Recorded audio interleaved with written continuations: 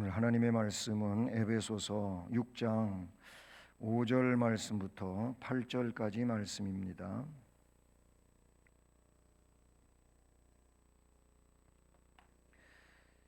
에베소서 6장 5절로 8절 말씀을 우리 함께 봉독하시겠습니다. 종들아, 두려워하고 떨며 성실한 마음으로 육체의 상전에게 순종하기를 그리스도께 하듯 하라.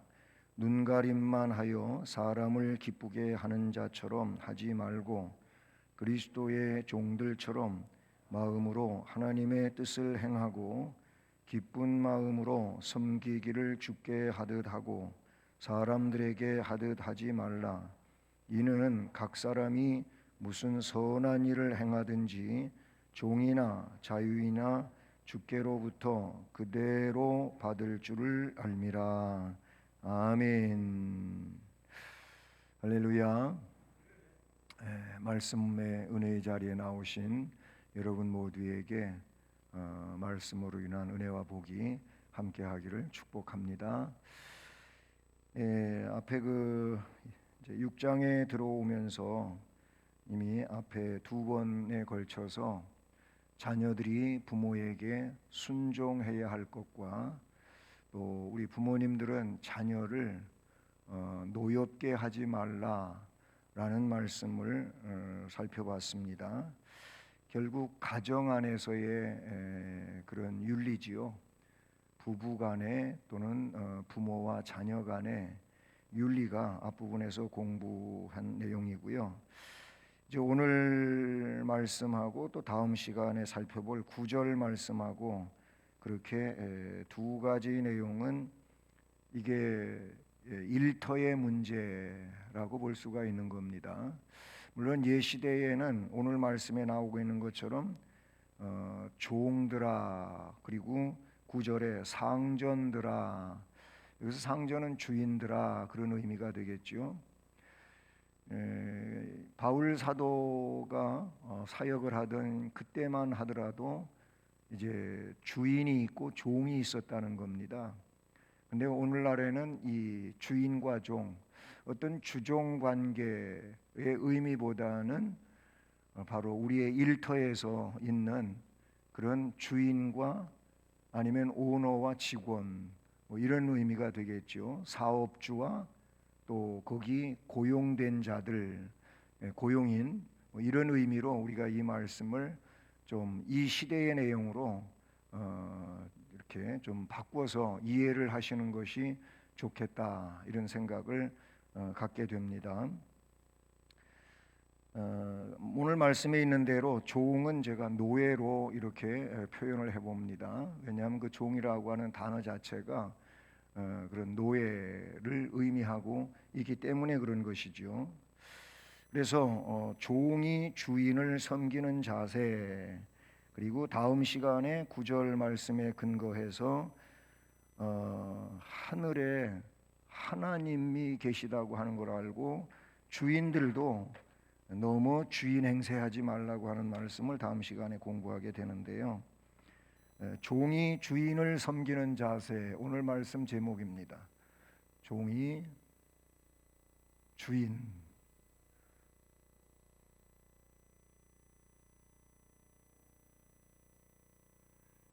네. 자, 오늘 말씀 앞에 드린 것처럼 오늘날은 이제 산업 사회이지 않습니까? 그래서 우리가 작게 말하면은 직장이라는 데가 있습니다. 직장. 이제 직장이 이제 사회 구조의 일터지요. 그렇죠? 그러니까 홀로 어떤 가게를 운영한다든지 하는 것과는 조금 다르죠. 혼자 할 때에는 뭐 거기에 오늘 같은 의미는 없겠습니다만은 적어도 내가 뭔 일터를 이제 만들고 운영을 하는데 거기에 직원이 한 사람이라도 고용이 되었을 때 그때에 이런 오늘의 문제가 발생된다, 이렇게 볼 수가 있어요. 뭐 사회적으로는 뭐 5인 이상 혹은 10인 이상 아니면 몇십 인 이상 하면서 뭐 지금 현재 그 50인 이상의 그 직장들이 뭐 주 며칠 몇 시간 근무하라 뭐 이런 이제 정부 지침도 있고 또 거기에 대해서 또 찬발 논란도 없지 않아 있고 막 그렇지 않습니까? 어쨌든 오너가 있고 이 오너에 의해서 이제 그 일터에서 그 회사에서 그 일터 공장에서 일하는 직원들이 있다 그 얘기인 것입니다. 그런 이제 내용을 여러분이 생각하시면서 오늘 말씀을 이해하시면 좋겠어요.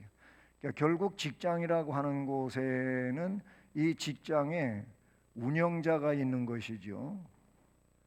운영자가 있고 운영자에 의하여 고용된 거기에 직장인들이 있어요. 그를 뭐 직장인이라고 이렇게 생각해 봅시다. 뭐 이걸 다시 고용인이라고 하는 말도 할 수가 있겠죠. 고용된 자들이에요. 이 운영자에 의해서 어떤 일을 위해서 고용된 자들. 물론 이제 고용을 할 때에도 그냥 아무 근거도 없이 그렇게 하지는 않지요. 거기 나름대로 규칙이 있는 겁니다. 운영 규칙이 있어요. 예. 그래서 그 규칙에 의해서 고용해가지고 규칙을 지켜가면서 운영자는 이 고용인들한테 시간, 일하는 시간 또는 급여 문제 그리고 그 후생 대책 문제 이런 것들이 다 그 규칙 안에 있는 것이 그대로 하는 거지요. 이런 이제 직장의 문제를 여러분이 생각하시면 되는데 오늘 성경에서 말하는 내용을 보면은요 노예 제도 옛날 그 상황 속에서 그 얘기를 하는 거고자 하는 겁니다. 노예 제도의 실상에 대해서 한번 생각을 해보려고 합니다. 오늘 5절 말씀에 보면 종들아 두려워하고 떨며 성실한 마음으로 육체의 상전에게 순종하기를 그리스도께 하듯 하라. 지금 바울 사도가 에베소서를 쓰고 있으니까 에베소 지역의 그 상태에 대하여 지금 말하고 있다. 뭐 골로새서를 썼다면 골로새 지역의 그 교회뿐만이 아니고 그 주변 상황을 근거로 해서 지금 쓰고 있다. 그러면서도 세상은 이럴지라도 교회는 하나님의 백성들은 이렇게 살아야 된다. 이 논리를 펼쳐가려고 하는 것이죠. 자, 근데 오늘 이건 5절 말씀이고요. 골로새서요. 비슷한 말씀이 나와요. 3장 22절 말씀을 보면은요. 거긴 이렇게 되어 있어요. 종들아, 오늘 말씀 앞부분하고 똑같죠. 종들아, 모든 일에 육신의 상전들에게 순종을 해라. 사람을 기쁘게 하는 자와 같이 눈가림만 하지 말고 오직 주를 두려워하여 성실한 마음으로 하라. 그 골로새서 3장 22절에 그러니까 오늘 말씀 5절, 6절 이렇게 포함해서 말씀하고 있는 것을 보게 되지요. 자, 여기 말씀들에서 이 종은 그 당시 노예를 말하는 겁니다. 노예. 그 로마 제국 시대에도 노예들이 어마어마하게 많이 있어요. 자유민보다도 노예 숫자가 더 많았다고 하는 것이 통계에 나타나고 있는 그런 내용이라고 볼 수가 있거든요. 그래서 로마 제국 내에 이 로마 제국 내 노예 숫자가 어느 정도였었냐면은 6천만 명이었다고 6천만 명 그렇게 기록에 나오고 있다는 것이죠. 우리나라 인구가 5천만을 상회하는 그 정도잖아요. 우리 대한민국만 저 북한 말고 그게 5천만을 조금 선회하는데 그 당시에 로마 제국 물론 제국이 컸지요. 컸지만 전체의 노예 숫자가 한 6천만 명 가량으로 이렇게 추산하고 있는 숫자가 있어요. 근데 그 당시에 자유시민보다도 어느 정도냐면 이게 4배 정도의 숫자라고 해요. 예, 노예 숫자가 자유시민보다도 4배 정도가 많은 숫자였다. 이렇게 기록에 남고 있거든요. 로마 시에만, 이 로마 제국내인데 이 시에만 어느 정도냐면 65만 명 가량의 노예가 있었다 그래요. 65만 명. 그러니까 굉장한 숫자라고 여러분 오늘날 뭐 인구를 가지고 이렇게 생각하지 말고 그 당시 벌써 이게 2000년도 훨씬 전의 일이라 그런 얘기죠. 노예가 되는 이유가 뭡니까? 이 노예가 되는 이유는 크게 두 가지가 있는 거예요. 우선 경제 문제입니다. 이 경제 문제인데 뭐 어떤 얘기냐면은 너무 삶이 기울어져 가지고 그래서 빚을 얻어다가 쓰는 거지요. 돈을 구워다 쓴 겁니다. 근데 갚을 길이 없는 거예요. 그러면 자신이 그럴 수도 있고 자녀를 그렇게 할 수도 있는 거예요. 갖다 팔아요. 팔아서 그걸로다가 빚을 청산하는 이런 일을 했다는 것이죠. 그러니까 이 경제 문제가 하나가 있고 그 다음에 전쟁인데 이 전쟁 포로입니다. 전쟁 포로. 전쟁을 했어요. 전쟁을 해서 패전을 합니다. 패전을 하면 거기에서 쓸 수 있는 사람들을 다 끌어가는 겁니다. 포로로. 포로로 끌어가서 포로로 끌어온 자들을 팔아먹는 거예요. 이게 옛날에 있었던 이런 아주 악습이지요. 잘못된 그런 내용들이라 그런 얘기죠. 이렇게 해서 노예가 된 자들은 어쨌든 포로가 됐자니 아니면 경제 문제로 가산이 기울어져서 그렇게 됐더니 전부 노예 시장으로 가는 거예요. 그래서 거기에서 매매가 되어지는 것이요. 찬송가 나 같은 죄인 이 찬송도 노예 상인이었던 사람이 나중에 예수님 만나고 존 뉴턴이죠. 예수님 만나고 그리고 철저하게 회개하고 자기가 얼마나 무시무시한 나쁜 짓을 하고 살았는지를 회개하고 눈물 흘리고 그러면서 지은 찬송이 나 같은 죄인이에요. 노예 상인이었어요. 수도 없이 아프리카에서 그렇게 팔려지는 그 노예들을 사다가 유럽 시장에다가 팔아먹은 거거든요. 그런 일을 하다가 주님을 제대로 만나고 회개하고 그 찬송시를 썼다고 찬송시의 근원에 대하여 이야기하고 있는데 어쨌든 뭐 아프리카에서 아니면 또 이런 경제 포로 이런 자들을 노예 시장에 나오면 그거를 사다가 팔아먹는 거예요. 그런데요 노예 한 명의 가격이 유대에서는 유대 땅에서는 30세겔이었다고 합니다. 한 명의 노예를 사는데 그것도 굉장히 뭐 별로 쓸모없는 것 같은 노예가 아니고 그래도 상위 클래스에 있는 이런 노예를 사는데 30세겔 정도 했다 그래요.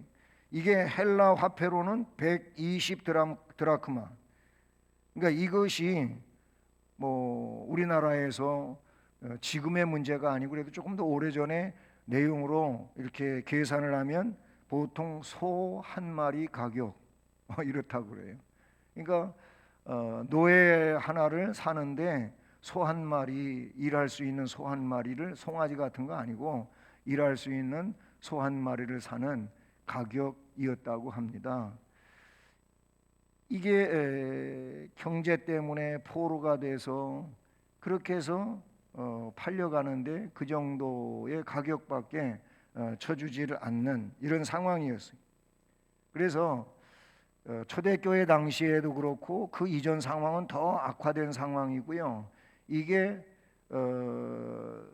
이제 그 로마 제국을 중심으로 해볼 때 언제까지 가느냐면은 AD 313년경까지 가는 거예요. 이 AD 13년이라고 하는 게 어떤 때냐면은 콘스탄틴 대제가 그때 황제로서 기독교를 국교로 인정하는 칙령을 발표해요. 그걸 우리는 밀란 칙령이라 그러거든요.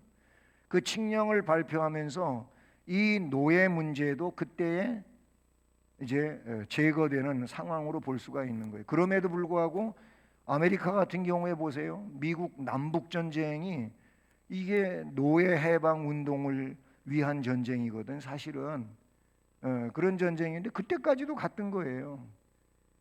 AD 313년에 있었는데 아메리카 쪽에서는 계속 노예 제도는 시행되고 있었다. 이렇게 볼 수가 있는 것이죠.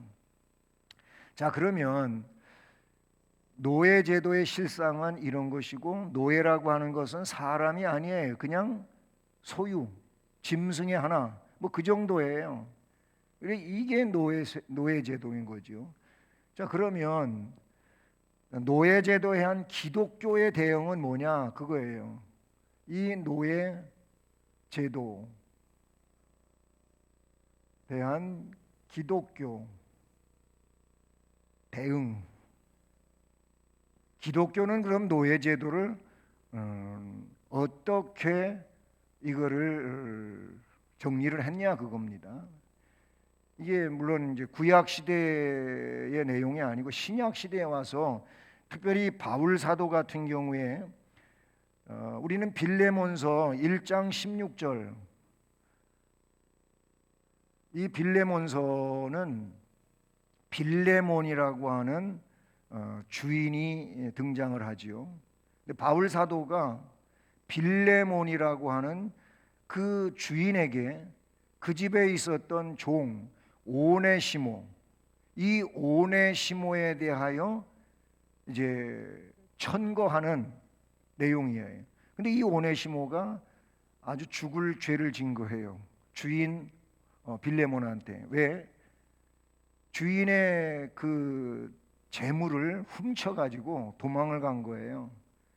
근데 어떻게 도망을 갔는데 웬만하면 다 체포가 되는데 안 잡히고 소아시아에서 어디까지 갔느냐 하면은 어디까지? 로마까지 도망을 갔어요.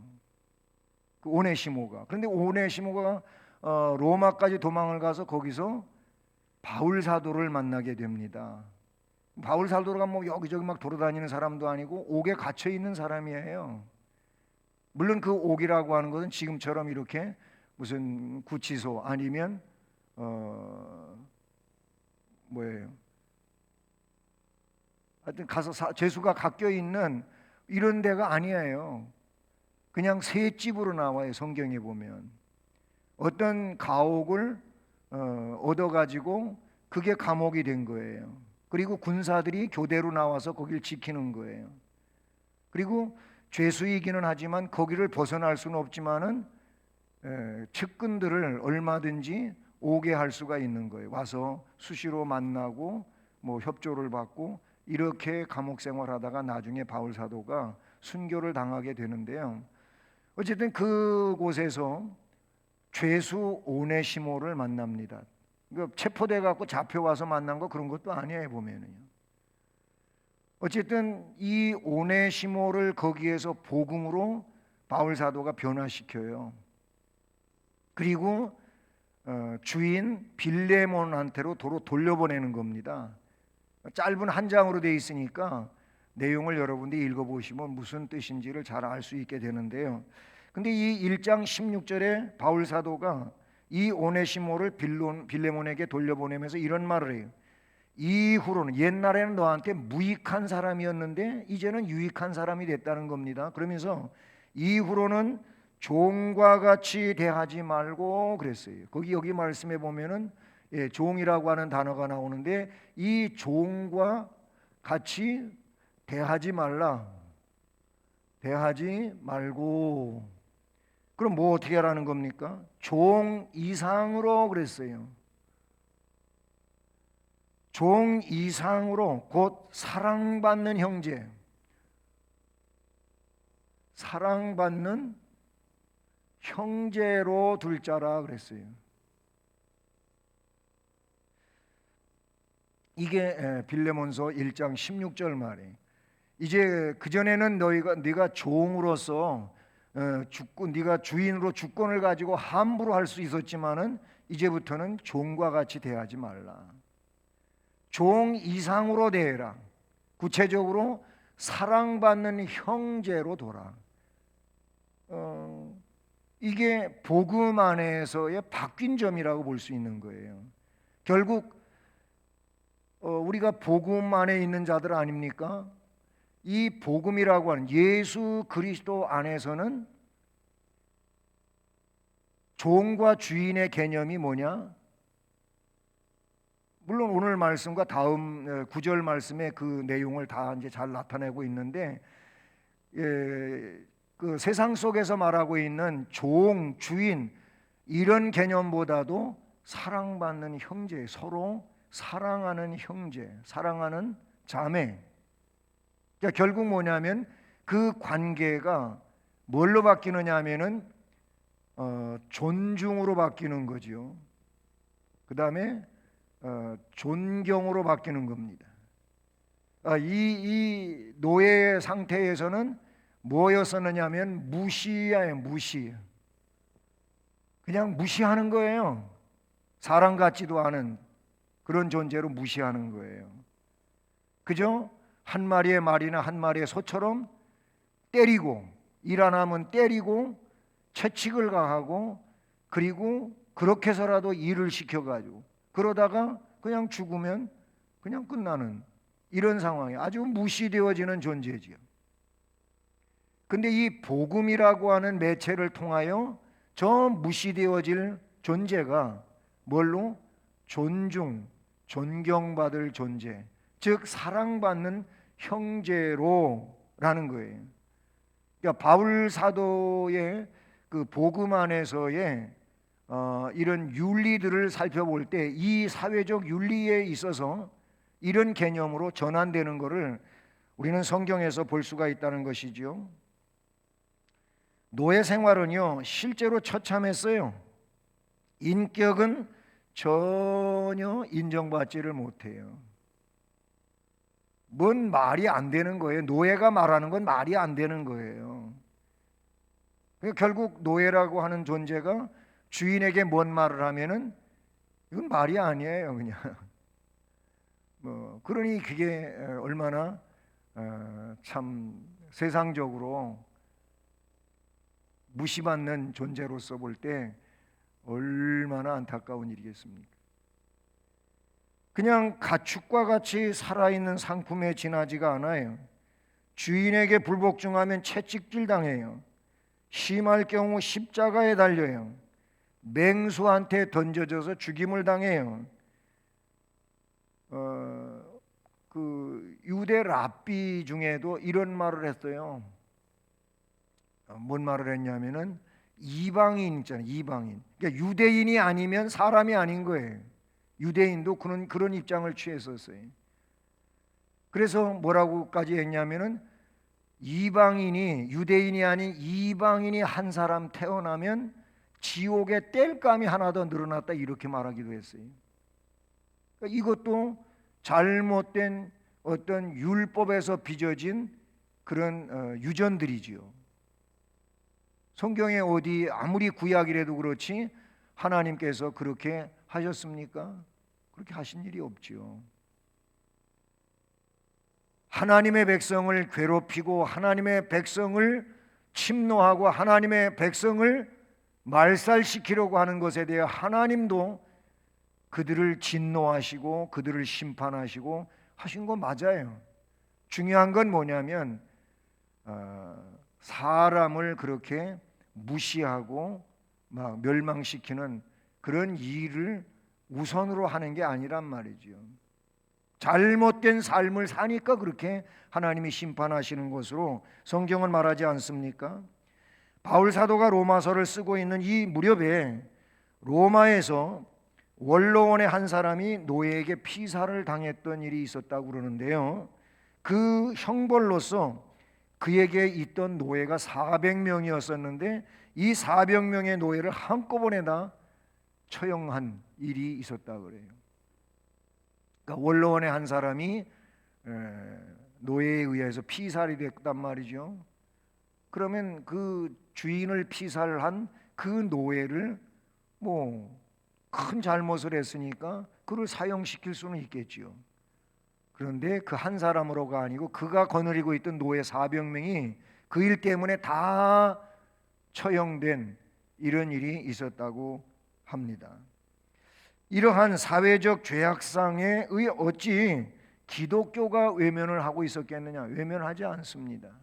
그래서 바울 사도가 말씀하고 있는 이런 내용들을 오늘 본문에도 나타나고 있는 게 그거란 말이에요. 바울 사도가 세운 교회들이 많이 있잖아요. 뭐 소아시아에 같은 경우 에베소, 빌립보, 골로새, 고린도. 고린도는 물론 빌립보랑 저 유럽에까지 건너가서 세운 교회들인데, 근데 그런 세워진 교회들마다 꼭 전한 내용이 이 얘기가 있어요. 왜 그랬을까요? 벌써 이 교회 안에 주인도 신도로 그렇게 자리를 잡았고 종들로서도 교회의 신도의 일원이 됐다는 것이지요. 그럼 교회 안에도 뭐가 있어요? 종이 있고 주인이 있었다는 거예요. 그럼 교회 안에서는 사회는 둘째 문제고 교회 안에서만큼이라도 그 교회 안에서 주인들 또는 종들, 즉 노예들. 그러면 교회 안에서도 주인은 주인이고 노예는 노예냐? 그거 아니라는 거예요. 바울 사도는 그리스도 안에서, 이 복음 안에서 다 누구냐?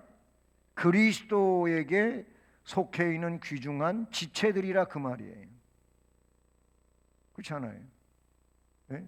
여러분 오늘날 우리의 신분을 가지고 교회 안에서 귀중한 분, 천한 분 이렇게 따집니까? 만약 그렇다면 이것은 복음이 아니에요.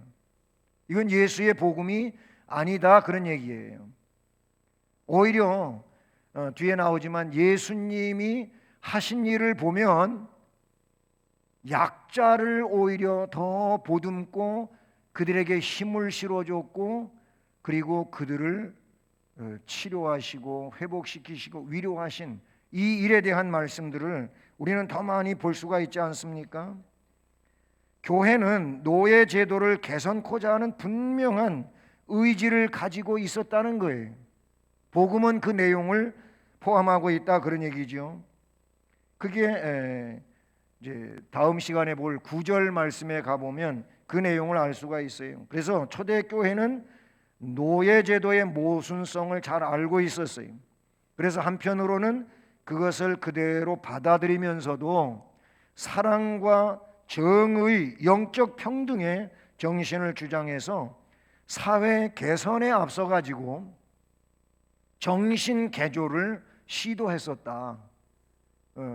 여러분 사회 개선이라고 하는 건 개개인의 이 마음이 변화를 일으켜야 되는 것이지요.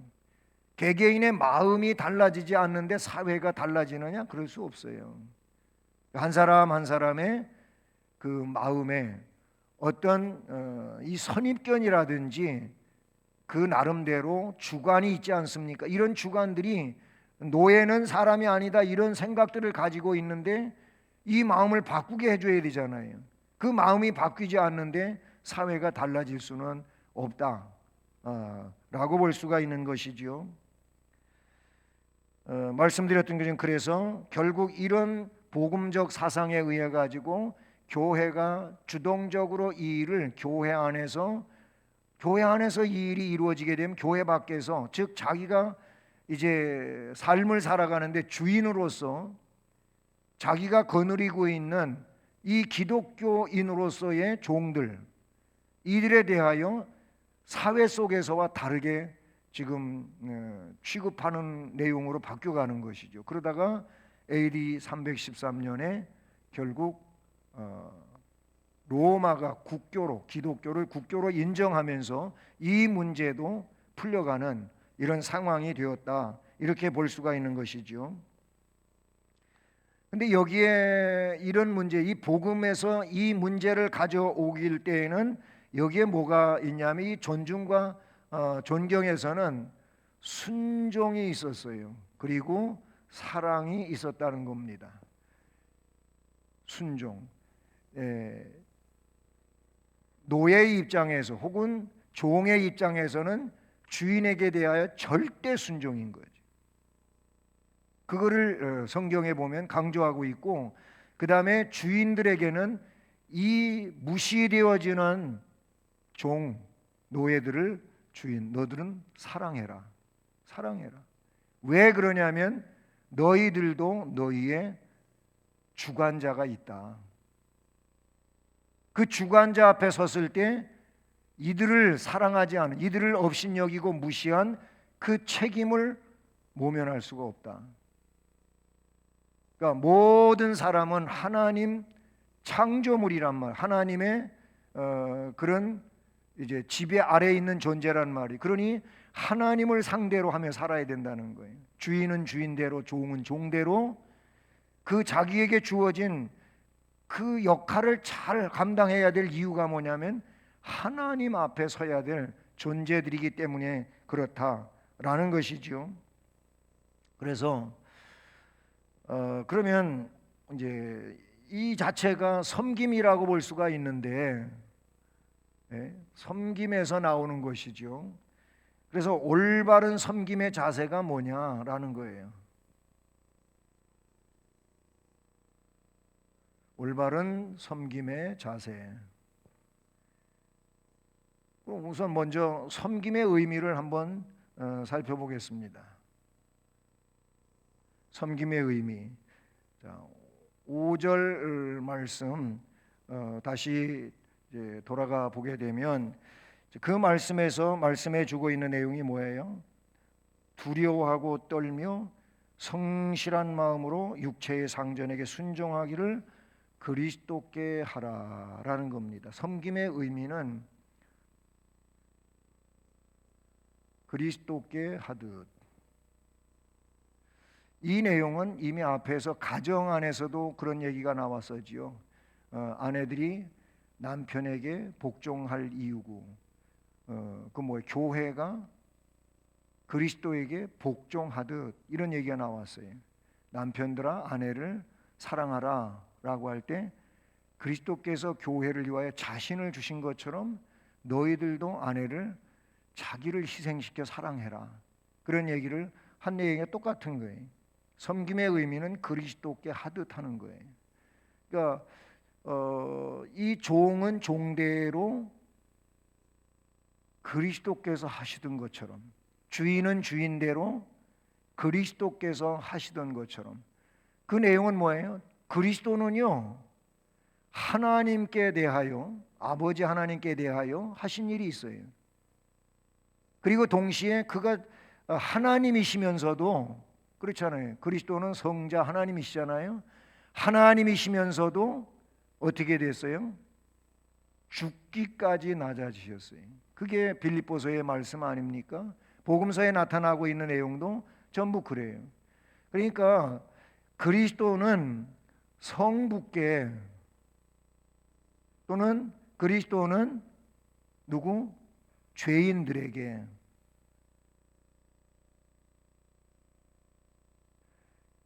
이 표현이 굉장한 표현 아닙니까? 그리스도는 죄인들에게도 어떻게 했어요? 자신을 내어 주셨어요.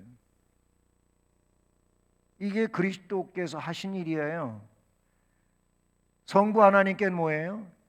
하나님, 아버지 하나님이 계획하신 일들에 대하여 언제나 복종하셨어요. 기쁨으로 하셨어요. 그게 주님이 친히 자기 자신이 표현한 거예요. 요한복음에 보면 그런 표현들이 잘 녹아 있거든요. 그러니까 섬김의 의미는 그리스도께 하듯 하는 거예요. 그러니까 우리들의 입장에서 보면 그러는 거예요. 그럼 아까 제일 앞에 직장의 문제를 가지고 이야기할 때, 직장에서 말입니다. 우선 이제 그 고용이 되어서 그 직장에 일꾼들이 된 직장인들을 두고 얘기를 할 때, 그 직장인들 한 사람 한 사람은 그들이 기독교인이라고 할 때 어떤 의미를 가졌냐면은 그리스도께 하듯 그리스도께서 하신 것처럼 그 직장의 일들을 감당을 해야 돼요.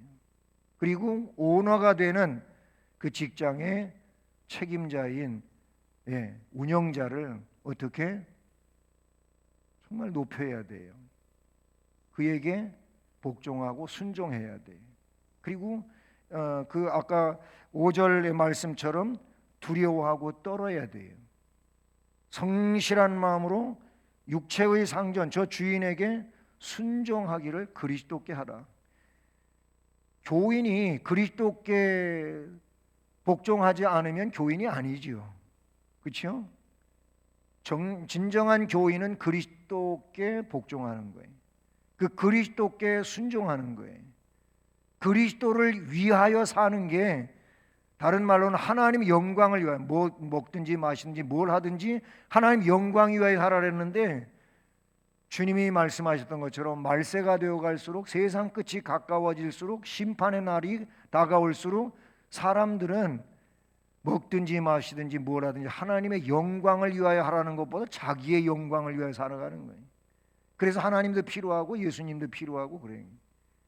이게 완전히 주객이 전도된 그런 일이라고 볼 수가 있어요. 이런 신앙이면 안 되는 거예요. 그래서 말세에 믿는 자를 보겠느냐고 주님이 한탄하신 거고요. 즉 말세에 제대로 믿는 자가 몇 명이나 되겠느냐 이렇게 말씀하시기도 한 거예요. 구약의 예언서들에 보면은 그날에는 마치 남아있는 사람은 저 산 꼭대기에 남아있는 그 몇 그루의 나무처럼 밖에 안 된다는 거지. 다 없어지고 듬성듬성 남아있는 그런 나무와도 같다고 그렇게 표현하기도 하셨어요. 남은 자가 돼야 돼요. 남은 자가 누굽니까? 끝까지 십자가 붙들고 믿음으로 살아가는 자들이에요. 세상 논리가 어떻든지 간에 그런 자들이. 그러니까 섬김의 의미라고 하는 것은 그리스도께 하듯, 이 말은 그리스도께서 하신 것처럼 이렇게도 되는 거죠. 근데 그리스도께서는 성부께 절대 복종하셨고 죄인들을 위하여 자기를 내어 주셨다는 거예요. 이게 복음 아닙니까?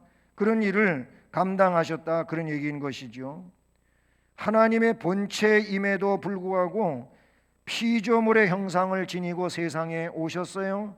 죽음을 불사하셨고 아버지 뜻에 복종하시고 즉 성육신하셨어요. 온전히 자아를 부정하셨어요. 겸손의 완전한 모델이라고도 말할 수가 있는 것이죠. 로마서 8장 3절에 보니까 하나님은 자기 아들을 죄 없는 육신의 모양으로 보내어 육신의 죄를 정했다. 왜냐하면 죄인들의 그 의인 되신 예수 그리스도께서 죄인들의 죄를 담당하시기 위하여 그렇게 하셨다는 거거든요. 그러니까 그리스도는 죄인들에게도 뭐 하셨어요? 자신을 내어 주셨다. 그렇게 성경은 말씀하고 있죠. 빌립보 2장 7절은 오히려 자기를 비워서 종의 형체를 가지셨고 사람들과 같이 되시고 죽기까지 복종하시고 십자가에 못 박혀 돌아가셨다. 그런 말씀이 나와요. 그러면 이 올바른 섬김의 자세 6절로 8절까지 말씀인데 거기 뭐라 그랬습니까? 눈가림만 하여 사람을 기쁘게 하는 자처럼 하지 말고, 거긴 눈가림이라고 하는 얘기가 나와요. 네, 눈가림이라고 하는 얘기가 나오는데 이게 뭐예요? 좀 쉽게 얘기하면 이거예요. 볼 때는 잘하고 안 볼 때는 안 하고 그 말이에요. 그게 눈가림이죠. 예? 뭐 예를 들어서 오너가 볼 때는 아주 잘하는 것처럼 그렇게 하고 오너가 보지 않고 할 때는 그냥 꾀병 부리고 안 하는 거예요. 이건 진실성이 없는 거지요. 그렇죠? 성경은 하나님의 백성들은 언제나 진실할 것을 원해요. 누가 보든지 안 보든지 그렇잖아요. 하나님은 보시니까. 아까 그랬잖아요. 하나님을 의식하면 되는 거예요. 예, 여기 이 종도 그렇고 주인도 그렇고 하나님 앞에 갈 존재들이잖아요. 그러니까 하나님을 의식하면서 진실하게 그렇게 해야 되는 거예요. 그런데 눈가림, 이거는 완전히 하나님을 무시하기도 유분수지. 그렇잖아요. 하나님을 속일 수가 없잖아요. 그러니까 눈가림 한다고 하는 것은 하나님을 무시하는 거예요. 하나님을 무시하고 좋은 꼴이 뭐가 있겠어요? 하나님은 다 아시는데. 하나님은 아시니까 뭐 별 수 없고 괜찮은 거예요? 그게 문제가 되는 거예요. 적어도 하나님 앞에 잘못했으면 하나님 잘못했습니다 그래야지. 앞으로 잘하겠습니다, 용서해 주세요, 이래야지 자기 자신의 잘못을 인정하고 그리고 하나님 앞에 나아가는 것이 바른 것이지, 그렇지 않게 하면은 그것처럼 정말 잘못된 게 없단 말이죠. 눈가림만 해서 사람 기쁘게 하는 것처럼 하지 말고 그리스도의 종처럼, 그리스도의, 여기 그리스도께 하듯 하나, 그리스도의 종처럼 마음으로 하나님의 뜻을 좀 행하라. 내 중심 가지고 하나님의 뜻을 행하고 기쁜 마음으로 섬기기를 주께 하듯하고, 또 주께 하듯 하는 또 나와요. 주님한테는 잘할, 요즘에는 주님한테도 잘하려고 안 하는 게 이게 문제인데, 적어도 올바른 신앙인은 주님한테 잘하려고 하잖아요. 그런 마음으로 하라는 거예요. 사람들에게 하듯 하지 말라. 왜? 이는 각 사람이 무슨 일을 행하든지 종이나 자유이나 주께로부터 그대로 받을 줄 알아. 상 받을 자는 상 받을 것이고 벌 받을 자는 벌 받을 것이고, 주님은 심판주가 된다는 거예요. 그들이 행한 대로 갚으신다고 성경 도처에서 말씀하고 있는 내용 아닙니까? 그래서 오늘 말씀은 직장 생활을 해나갈 때 있어서 윗사람에 대하여 어떻게 해야 될지를, 또 자기를 고용한 주인에 대하여 어떻게, 어떤 자세로 살아야 될지를 말씀해 주고 있는 내용이라고 볼 수가 있는 것이죠. 올바른 섬김 자세로 살아야 될 줄로 믿습니다. 그리고 낮은 자세에서 감사함으로 섬기는 것처럼 주님이 기뻐하시는 일이 없어요. 주님도 그런 자세에서 제자들의 발을 씻겨주시면서 그 일이 뭐냐면, 너희에게 앞으로 너희가 어떻게 살아야 될지를 내가 본을 보였다. 그러니까 내가 보여준 이 본대로 너희들도 살아라, 이렇게 말씀을 하셨지 않습니까? 그래서 낮은 자리에서 또 굳은 일을 마다하지 않고 그 일을 잘 할 수 있고 언제나 성실한 자세로 주님을 섬기는 일, 이것이 복 있는 일인 줄로 믿습니다. 그리고 주님은 자기 자신을 다 내어주셨어요. 마찬가지로 우리는 주님을 위하여, 그 주님을 위한다고 하는 것이 곧 내 삶을 전체를 두고 하는 얘기일 수도 있거든요. 그러니까 주님을 위하여 나를 어떻게 해요? 나를 희생시킬 줄을 알아야 돼요. 거기에는 내 재능도 있고 내 힘도 있고 내 물질도 있고 내 시간도 있고 그런 거예요. 이런 것들을 주님을 위하여 아까워하지 말고 기쁨으로 드릴 수 있어야 돼요. 그러면 그런 것을 다 살펴보신 주님께서 얼마나 마음에 들어 하시겠습니까? 그런 대접만 받으시고 가만히 있을 주님이 아니셔요. 그 주님께서 깊이 사랑하시고 특별하게 관리하실 것이고 그리고 기쁨으로 주실 줄로 믿습니다. 이게 주님을 섬기는 성도의 자세이며, 이런 자세를 가지고 직장에서도 자기의 삶을, 자기의 일을 감당하면서 그 삶을 펼쳐가는 거예요. 그것이 그 자신에게 진정한 복이 되고 또 귀중한 미래의 그런 기초가 된다, 이렇게 볼 수가 있는 것이죠. 이런 삶을 우리가 바르게 살아가는 은혜자들이 되기를 주님의 이름으로 축복합니다. 하나님 아버지, 감사를 드립니다. 오늘도 우리를 수요 예배에 불러주시고 또 믿음으로 나와 함께 찬송하며 기도드리며 말씀을 들을 수 있게 하심도 감사합니다. 주신 말씀을 기억하면서 이제 주님이 하셨듯 또는 주님께 하듯 우리가 바른 신앙으로 주님을 섬기며 살아갈 수 있게 하시고 그 일로 주님을 기쁘시게 해드리고 우리에게 주어진 의무를 바르게 감당하면서 아름다운 신앙인으로 승리하게 하옵소서. 예수 그리스도의 이름으로 기도드립니다. 아멘.